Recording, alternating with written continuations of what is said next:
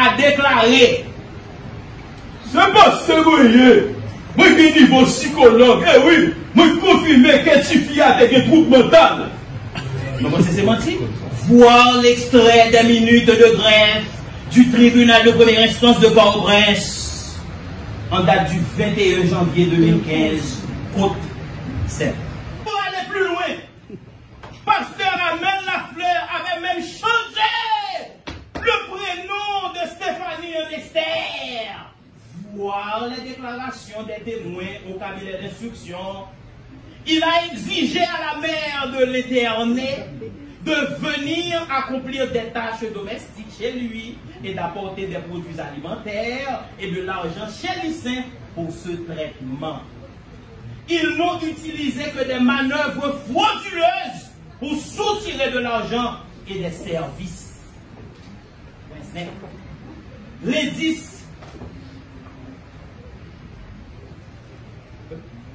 L'indice de détournement de la mineure maintenant. Attendu que l'article 9, alinéa 1 de la Convention relative aux droits de l'enfant du 20 novembre 1989, Alexis, dispose les États partis. C'est gentil qui parle, peut-être. Les États partis veillent.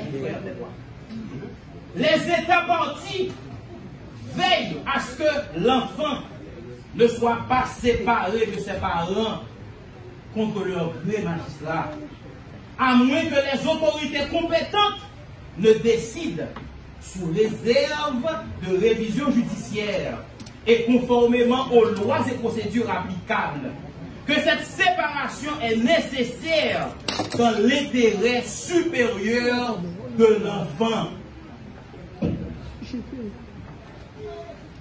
Faisant fi de ce principe, le pasteur a utilisé la fraude, la manipulation pour provoquer le déplacement de la mineure. Lui et son évêque ont brisé l'obstacle de l'autorité parentale pour se donner une totale liberté d'exploitation sexuellement sur une personne vulnérable de 2006 à 2009.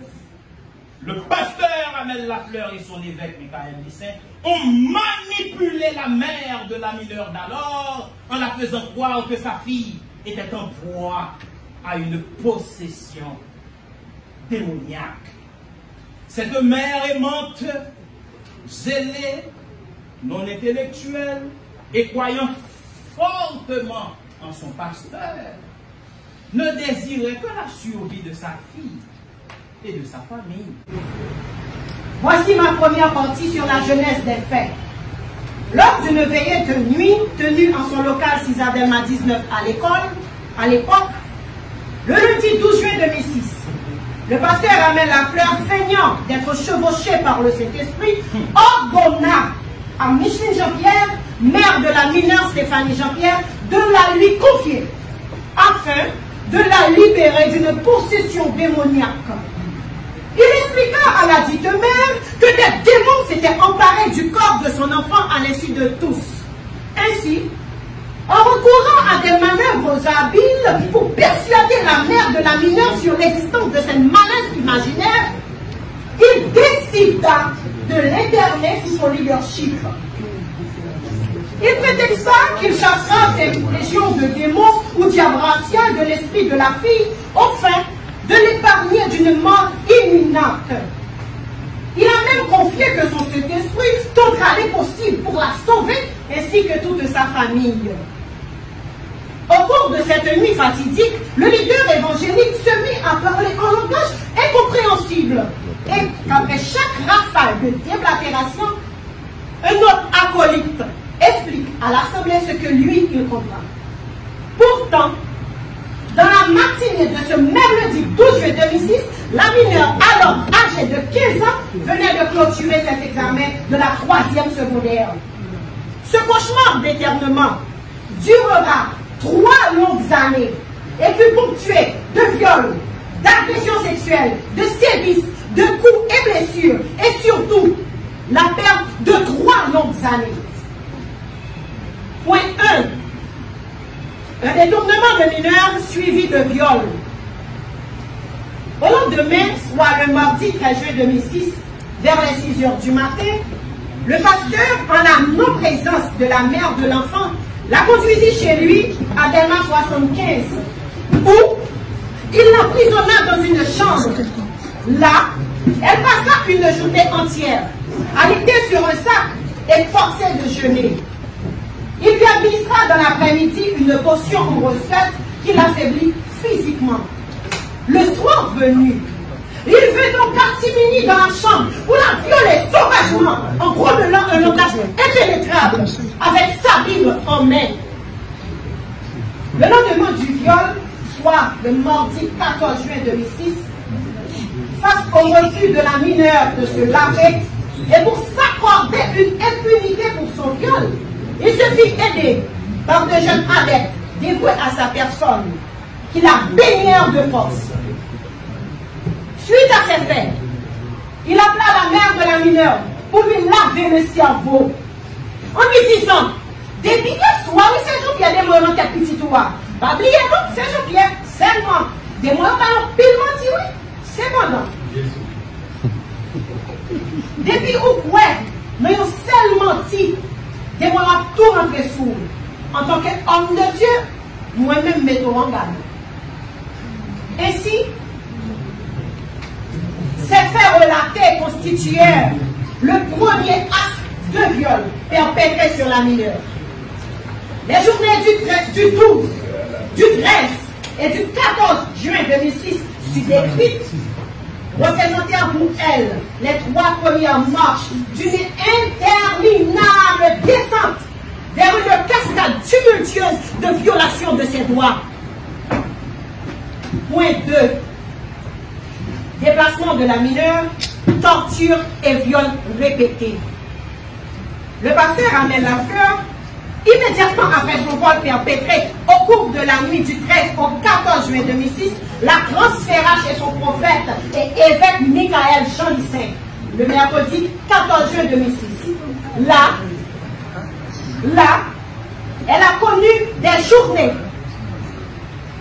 des sévices, des tortures, des violences de toutes sortes, au cours des soirées, des agressions sexuelles et des viols répétés. L'évêque avait pour coutume de décréter des journées de jeûne forcés sous prétexte d'alimenter les démons occupant le corps de la victime. Elle était devenue une esclave sexuelle au service de gourous dépravés jusqu'à sa fuite en mai 2009, après 3 longues années. Point 3. Séquestration incontestable à partir du 15 juin 2008. Stéphanie Jean-Pierre a atteint sa majorité le 15 juin 2008, voire son acte de naissance, code 11. Pourtant, sans son consentement ou sa volonté, elle était internée chez Michael Lissin pour des maladies inventées par le pasteur Amel Lafleur. Ce 15 juin 2008 manqua aussi le début de sa séquestration. En janvier 2009, suite à des rumeurs sur la nature des relations amorales et illégales qu'entretenait l'évêque avec la mineure d'alors, le pasteur Amel Lafleur évita de renouveler son mandat à l'église. Profitant d'une défaillance de leur système de surveillance, Stéphanie Jean-Pierre a pris la fuite le 9 mai 2009. Au moment qu'il se préparait à l'assassiner afin d'étouffer l'affaire.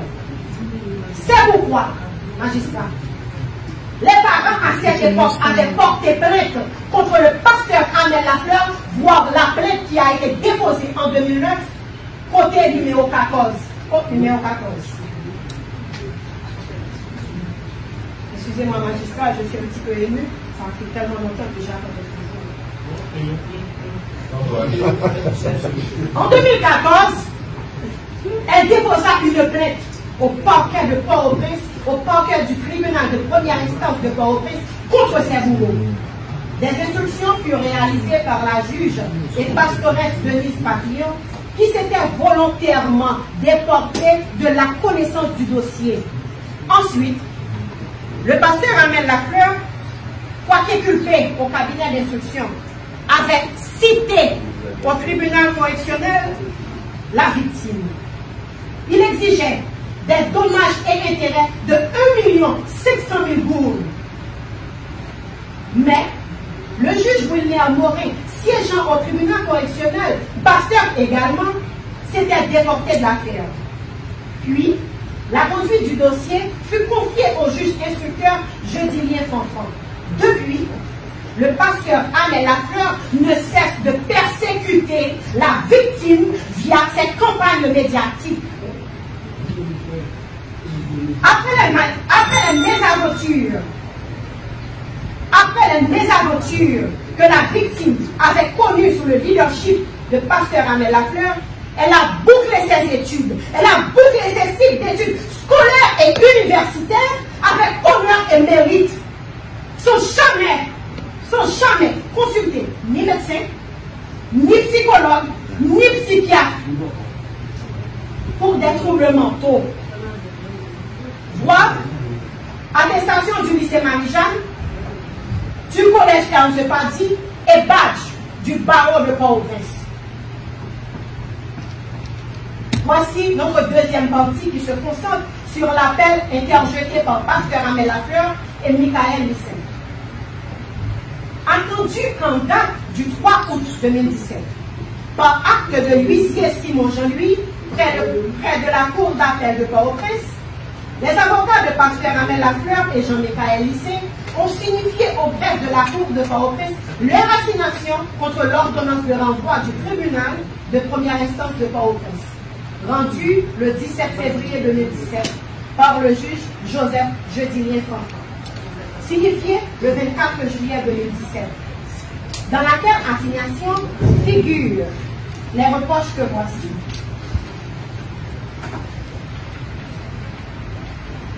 Petit point 1.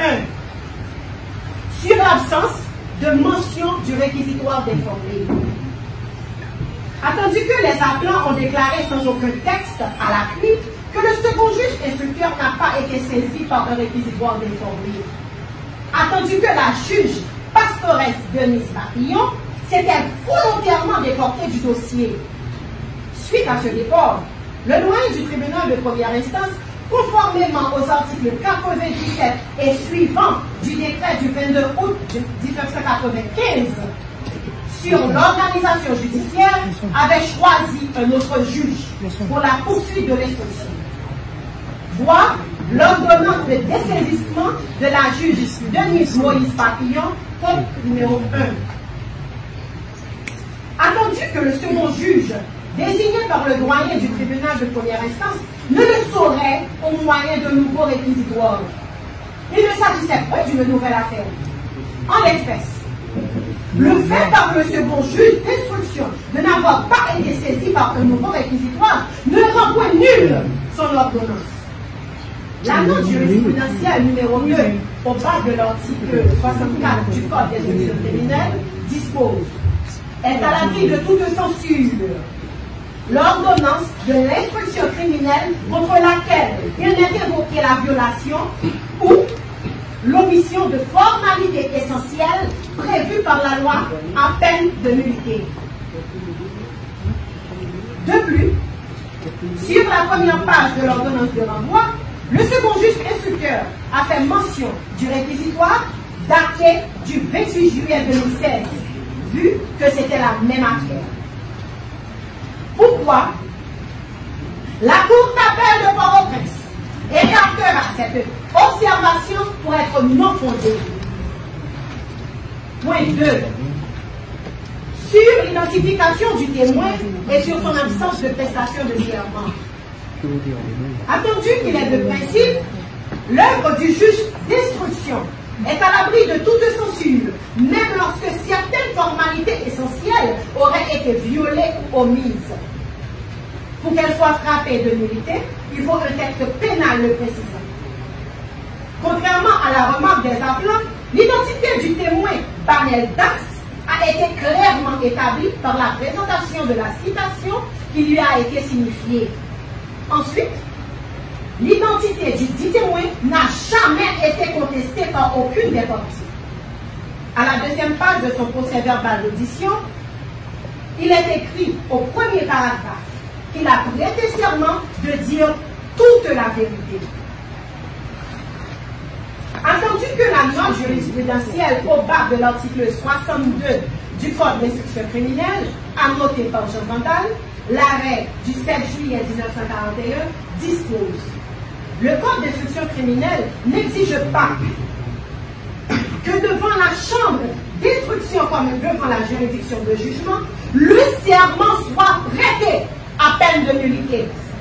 La sanction prescrite est une amende contre le greffier. Pourquoi?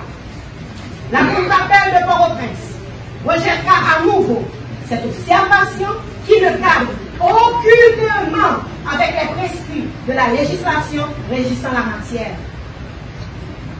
Point 3. À propos du défaut de certificat médical ou de l'accord. Attendu qu'à la phase de l'instruction, il n'existe pas que le certificat médical pour éclairer la lanterne du juge instructeur. Il lui suffit les indices et les présomptions. En l'espèce, il lui convient de déceler dans les faits les circonstances conduisant à la matérialité de l'acte. La victime internée avait été interdite de sortir seule, de se baigner en toute intimité, d'aller à l'école, de consulter un médecin, de recevoir des visites des membres de sa propre famille, de communiquer avec personne. Comment pouvait-elle se faire octroyer le certificat médical par ses bourreaux? Quel certificat médical? De quel certificat médical sommes-nous en train de parler? Et pour quel viol? Le juge instructeur s'était basé pour élaborer son œuvre. 1. L'indice des dédommagements versés aux parents de la victime.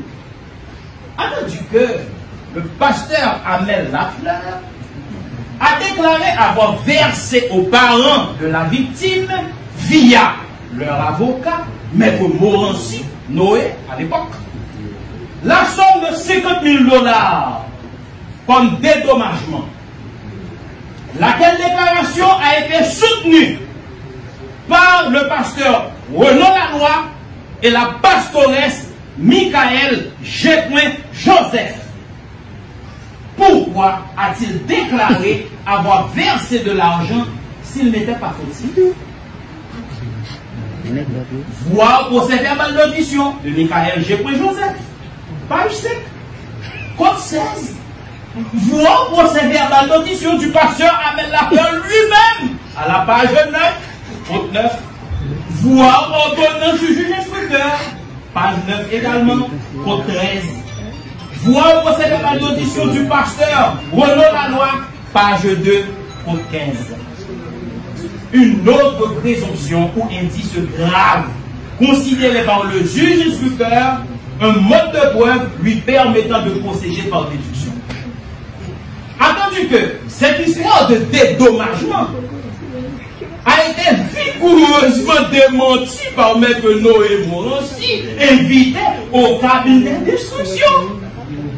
Il avait mis le pasteur Lafleur au défi de prouver ce fait. Voir procès-verbal d'audition de Maître Noé Morancy, code 10. Jusqu'à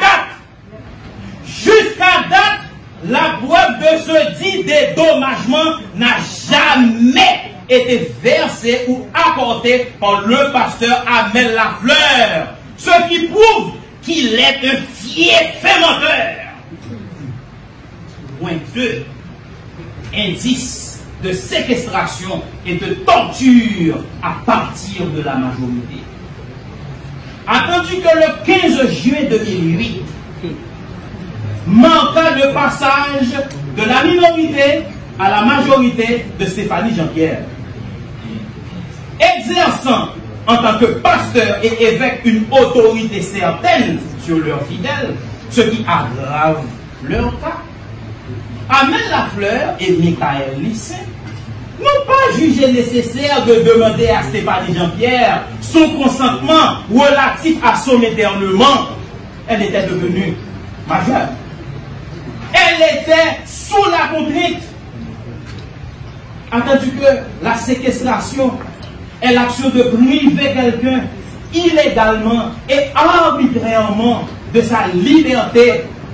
Donc, du 15 juin 2008 au 13 mai 2009, elle était sauvée, il y a bien eu séquestration, puisqu'elle était internée contre son gré ou sa volonté.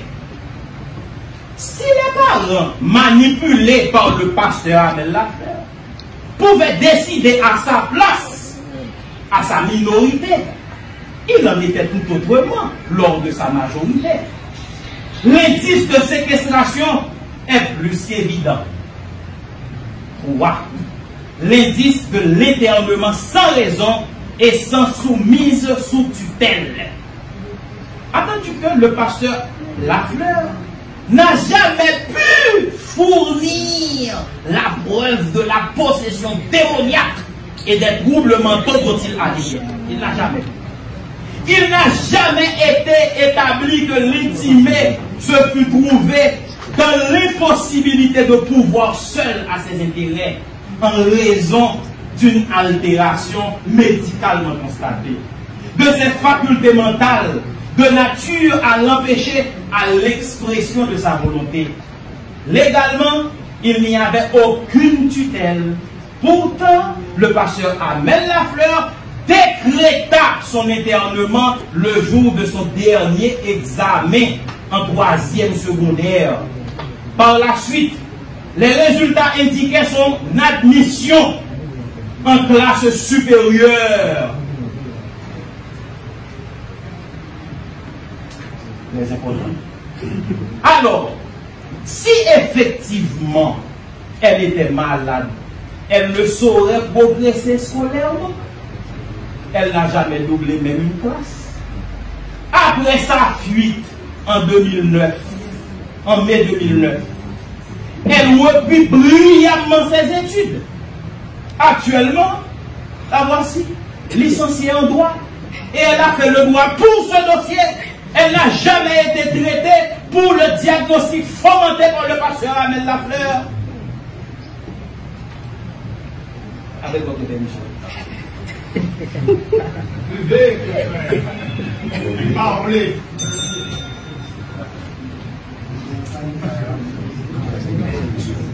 Pour avoir sa magistrat dit d'ailleurs. Attention. Point 4 maintenant. Bravo. L'indice d'escroquerie. Bravo.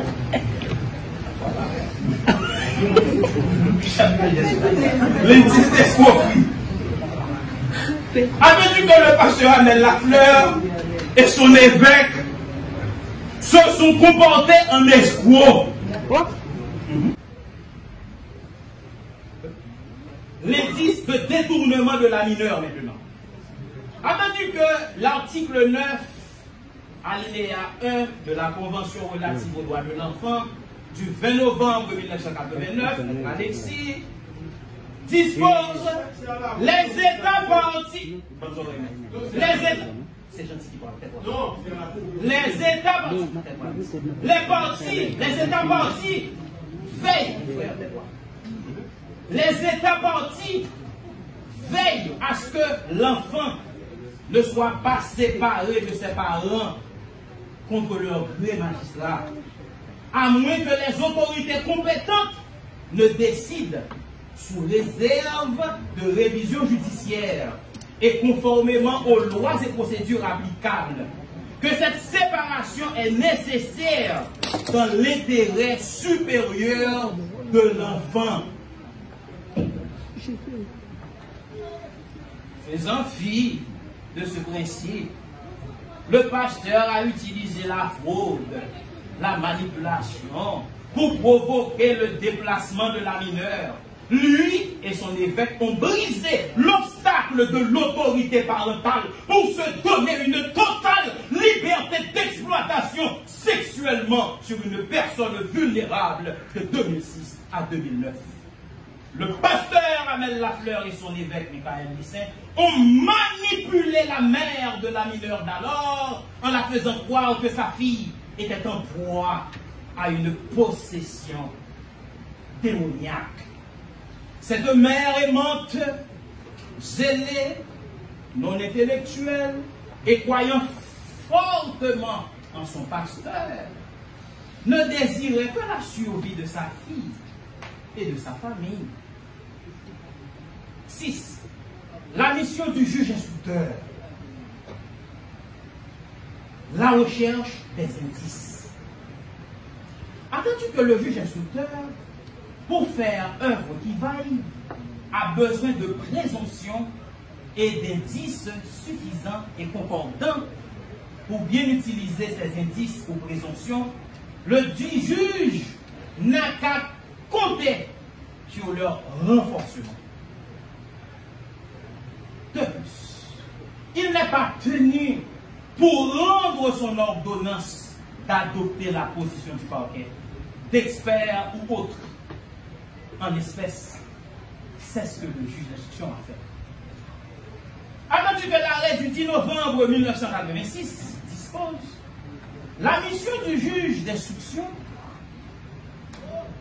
partant celle de la cour d'appel qui examine son ordonnance, consiste essentiellement à rechercher des indices de culpabilité.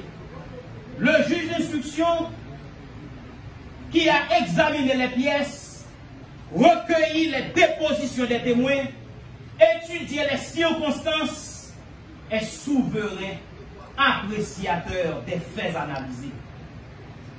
Dans la même lignée, un autre arrêt paru le 5 novembre 1947 a produit l'observation suivante.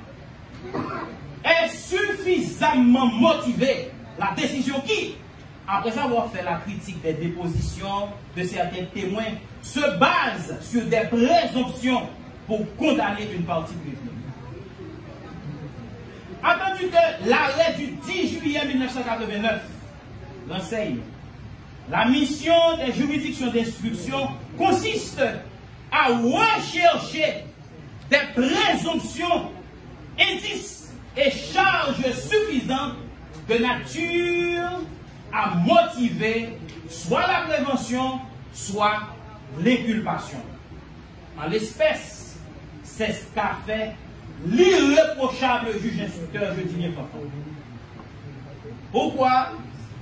La cour d'appel de Port-au-Prince dira qu'il y a bien eu séquestration, puisque du 15 juillet 2008, la date d'anniversaire qui marque la majorité de la mineure, jusqu'au 13 mai 2009, la date où elle avait pris la fuite, l'intimé était devenu majeur et interné sans son consentement chez l'évêque, sous ordre du pasteur Lafleur, où elle a subi des viols, maltraitances, coups et blessures.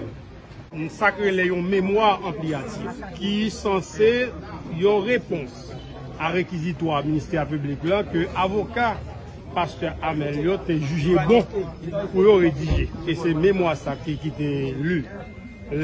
Moi-même j'ai la parole et puis j'ai gagné partie victime qui était venu lire conclusion. Et j'en nous constaté, audience nous arrivons plus de 2 heures, les juges se sentent tout à fait épuisés et ils mettent à faire en continuation à la plus prochaine audience. Ça peut être la 8e, mais cependant, on est toujours à la disposition de la cour. Lundi, qui sera peut-être 4 décembre, on sera à la cour. C'est 6 décembre. On sera à la cour pour faire valoir les défenses du pasteur Abel.